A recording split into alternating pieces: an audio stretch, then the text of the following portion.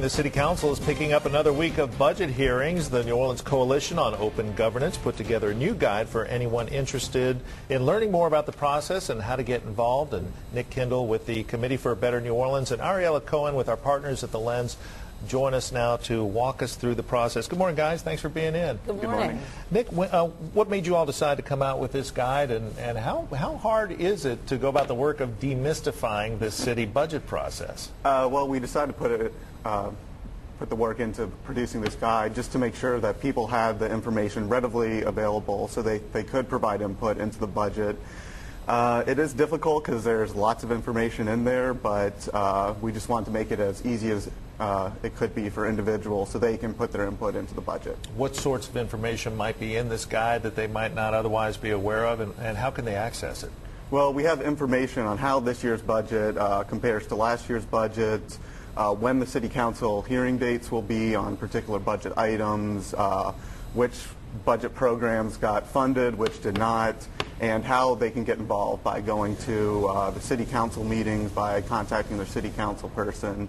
And you can find this guide on the New Orleans Coalition on Open Governance website, which is www.nocog.org, which is NOCOG.org. And Ariella Cohen with the Lens, you're constantly looking at the city's budget. How useful is this information? It's really important. I think that a lot of people don't understand the distinctions between the city's general fund, which funds the city's day-to-day operations, you know, the Parks Department, the NOPD, partially our courts, all the daily operations of government, all those daily chores we depend on. And then the capital budget, which is construction and streets and roads and buildings and all those things.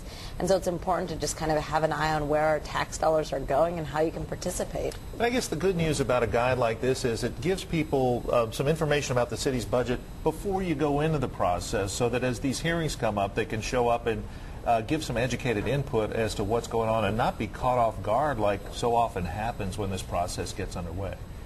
Right. We really want people to be prepared and have all the information that they need to provide informed input. So going to this guide is a great way to get that information. Guys, since Katrina, I think we've seen the public more actively involved in this city, monetary issues, how we move forward. Is that trend continuing? Do you have your sense that that still is going on? Absolutely. I think that there's a lot more civic engagement, a lot more awareness. I think people are calling their council people. People want to know what's going on in their community and have an impact on it.